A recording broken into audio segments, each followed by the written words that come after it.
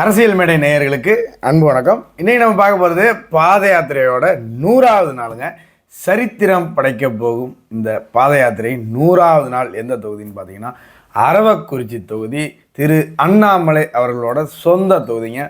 மண்ணின் மைந்தராக மாஸ் காட்டியிருக்கிறார் திரு அண்ணாமலை அவர்கள். போலி வாக்குறுதி மூலம் ஆட்சி அமைத்த திமுகவை வீட்டுக்கு அனுப்ப களம் கண்டுள்ள அண்ணாமலை அவர்களுக்கு உறுதுணையாக யாத்திரையில் கலந்து கொண்ட அரவக்குறிச்சி பொதுமக்கள். சரித்திரம் படைக்க போகும் என் மண் என் மக்கள் யாத்திரை. எல்லா தொகுதியிலும் பேண்ட் போட்டு வந்த நம்ம அண்ணாமலை அவர்கள் தனது சொந்த தொகுதியில் வேஷ்டியுடன் சிங்க நடை போட்டு யாத்திரையை மேற்கொண்டிருக்கிறார். இருளில் தவிக்கும் மக்களை மீட்க வந்த தூதுவன் என கூட சொல்லலாங்க.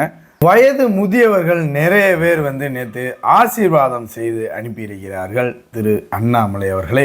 அடுத்து பார்த்தீங்கன்னா நேற்று அரவக்குறிச்சியின் கூட்டம் வேற மாதிரி கூட்டங்க. 100வது நாள் சம்பவம் செய்திருக்கிறார்கள் பாஜகவினர் அப்படின்னு தாங்க சொல்லலாம். உங்கள் வீட்டு கூட்டம் எங்கள் வீட்டு கூட்டம் கிடையாது, அதிரி புதிரியான கூட்டம், ஒரு மாபெரும் கூட்டம்.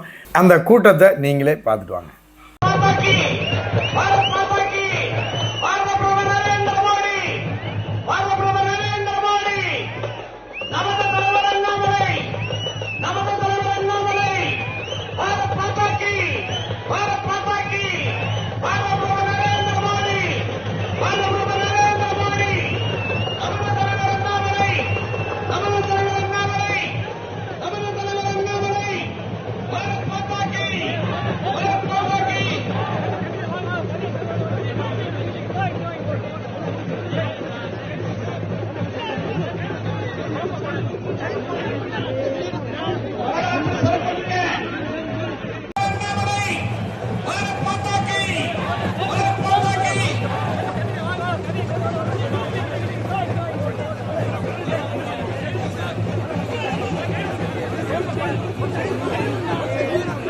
பார்த்தீங்களா, வேற மாதிரி கூட்டங்க. இதை விட பல மடங்கு அதிகமாக இருக்க போகிறது.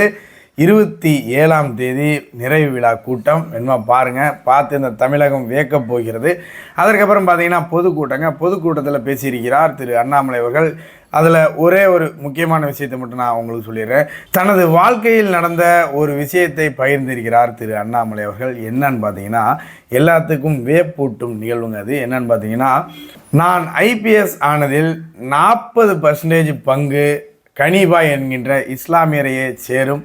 அவருக்கு 40% பங்கு இருக்கிறது அதில் அப்படின்னு ஒரு குட்டி கதையை சொல்லியிருக்கிறார் திரு அண்ணாமலை அவர்கள். ஒரு ஹிந்துன்ற ஒரு நியூஸ் பேப்பர் திரு அண்ணாமலை அவர்கள் படிக்க வேண்டுமாங்க.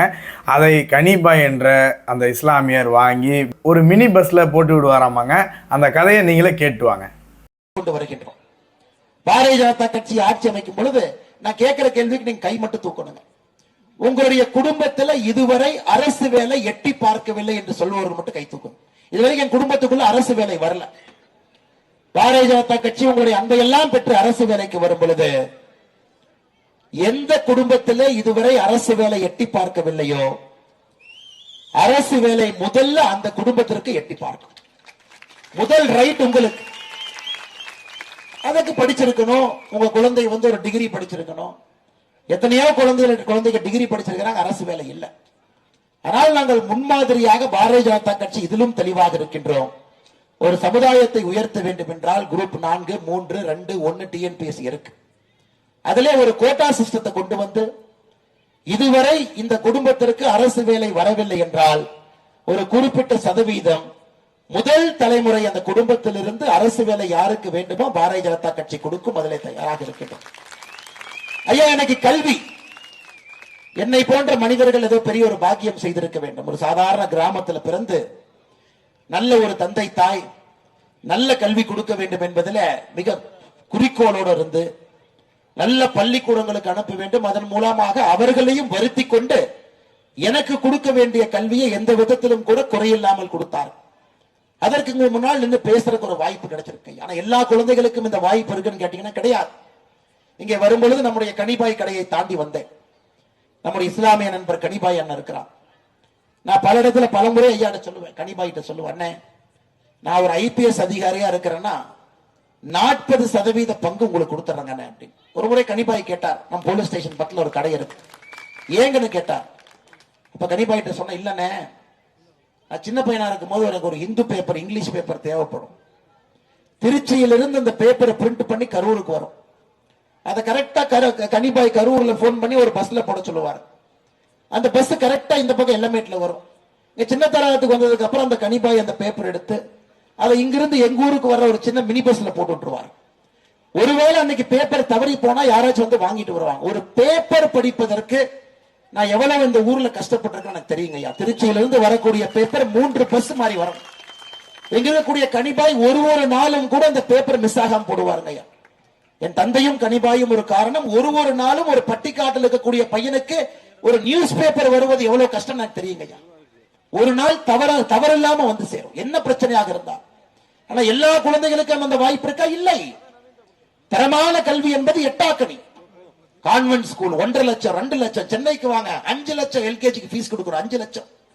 அதனால்தான் தெளிவாக இருக்கின்றோம். பாரதிய ஜனதா கட்சி ஆட்சிக்கு வரும் பொழுது எங்களுடைய முதல் வேலை ஒரு மாவட்டத்திற்கு 2 நவோதயா பள்ளிகளை கொண்டு வருவோம். 2 நவோதயா பள்ளி, 2 நவோதயா பள்ளிகளுக்கும் தமிழகத்தில் அதை காமராஜர் பள்ளி என்கின்ற பெயரை வைப்போம். காமராஜர் பள்ளி, அந்த 2 பள்ளி. எப்படி ஒரு பட்டிக்காட்டில் இருக்கக்கூடிய குழந்தைக்கும் நகரத்தில் இருக்கக்கூடிய குழந்தைக்கும் சமமான கல்வி கிடைக்க வேண்டும் என்பதற்காக பாரதிய ஜனதா கட்சி உழைப்போம். தெரியலீங்க, பட்டிக்காட்டுக்கு அது வர்றதில்லை. இன்னைக்கு ஏன் பட்டிக்காட்டுல இருந்து நம்முடைய சொந்தங்கள்லாம் நகரத்தை நோக்கி போறாங்க? நகரத்துல போய் தங்கிக்கலாம், அங்க நல்ல ஸ்கூல் இருக்கு, அங்க போய் ஒரு தொழில் பார்த்துக்கலாம். எல்லாம் கிராமத்தை விட்டு அப்படித்தாங்க போறோம். கிராமத்துல எனக்கு பெரியவங்க மட்டும்தான் இருக்கிறாங்க. 2 ஆடு மாடு, 2 மாடு, பெரியவங்க 2 பேர் தான் உள்ளூருக்குள்ள இருக்கிறாங்க. அதையெல்லாம் உடைப்பதற்கான முயற்சி பாரதிய ஜனதா கட்சி எடுக்கும். அதுல எந்த மாற்று கருத்தும் இல்லை. எதுக்கு நான் எல்லாம் சொல்றேன் ஐயா, எங்களை பொறுத்தவரை ஒரு திட்டம் இருக்கு. ஏதோ அண்ணாமலை பாத்தீங்களா, எப்படிப்பட்ட தலைவன், எப்படி கஷ்டப்பட்டு தன் திறமையால் மேலே வந்திருக்கிறார் என்று நீங்களே பார்த்திருப்பீர்கள். அதாவது இவ்வளோதாங்க 100வது நாள் ஹைலைட்ஸு. நிறைய பேசியிருக்காரு, ஆனால் மற்ற தொகுதியில் எல்லா தொகுதியிலையும் பேசியிருக்கிறது தான், அதுலேயும் பேசியிருக்காரு. ஸோ நன்கு புரிந்து கொள்ளுங்கள். 27ஆம் தேதி அனைவரும் எங்கிருந்தாலும் உங்களுடைய பங்கு திருப்பூரில் பல்லடத்தில் இருக்க வேண்டும் அப்படின்னு என்னோட தாழ்மையான வேண்டுகோளையும் வைக்கின்றேன். பாத யாத்திரை நிறைவு விழா இந்த உலகமே ஸ்தம்பிக்க வேண்டும் அந்த கூட்டத்தை பார்த்து. அந்த அளவிற்கு நாம் அனைவரும் அங்கு சென்று, நானும் வருகிறேன், அங்கு சென்று நாம் அனைவரும் அந்த கூட்டத்தை அலங்கரிக்க வேண்டும் அப்படின்றதையும் நான் இந்த இடத்துல சொல்லி, பாரத பிரதமருக்கு ஒரு பிரம்மாண்ட வரவேற்பை கொடுக்க வேண்டும் இந்த தமிழகத்தின் சார்பாக அப்படின்றதையும் இந்த இடத்துல சொல்லி, இத்துடன் இந்த வீடியோவை முடித்துக் கொள்கிறேன். தொடர்ந்து இணைந்திருங்கள். மீண்டும் நாளை சந்திப்போம். நன்றி, வணக்கம், ஜெய்ஹிந்த்.